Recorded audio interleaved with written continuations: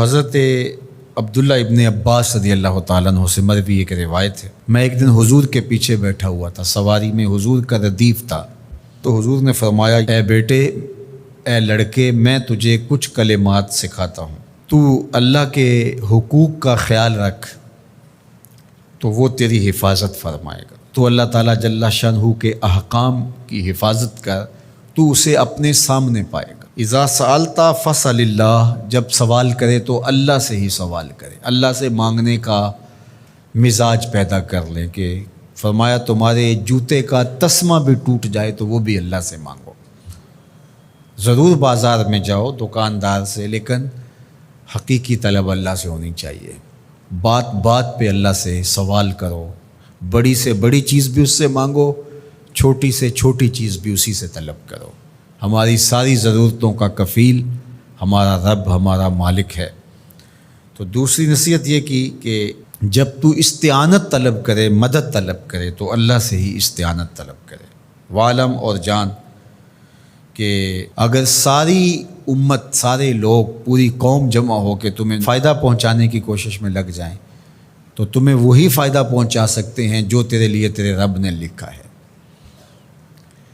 اور فرمایا وَإِنِ اجْتَمَعُوا عَلَىٰ أَن يَضُرُّوكَ بِشَيْءٍ، اور اگر تمہیں نقصان پہنچانے کے درپے ہو جائیں، لَمْ يَضُرُّوكَ إِلَّا بِشَيْءٍ قَدْ كَتَبَهُ اللَّهُ عَلَيْكَ، تو تجھے صرف وہی نقصان پہنچا سکتے ہیں جو اللہ نے تیرے لیے لکھا ہے۔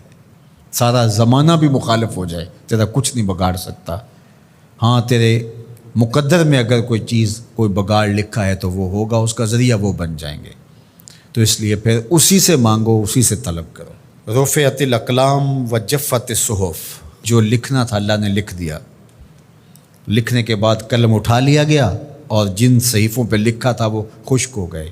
اب کتابیں بند ہیں، تو اس لیے اس نے تیرے لیے جو لکھا ہے وہ ہو کے رہے گا، تو خام خواہ لوگوں سے ڈرنے کی ضرورت نہیں ہے، اور تیرا فائدہ، تیرا نقصان اسی کے دستے قدرت میں ہے، تو اسی سے طلب کر، اسی سے مانگ۔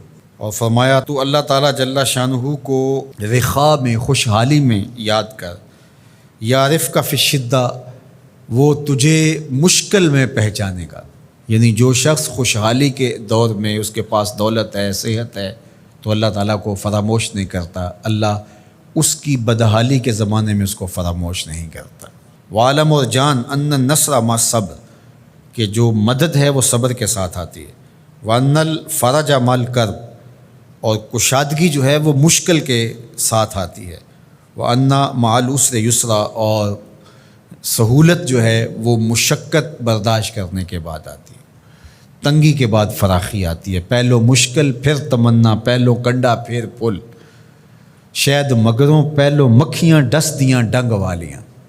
تو یہ سب ہوتا ہے، مشکلات، تکلیفیں، آلام، مصائب، ان سب سے گزر کر کے آسانیاں آتی ہیں۔ خود حضور کی زندگی دیکھ لیجئے، مدنی زندگی مکی زندگی کے گزرنے کے بعد، طائف کے مراحل کو طے کرنے کے بعد آتی۔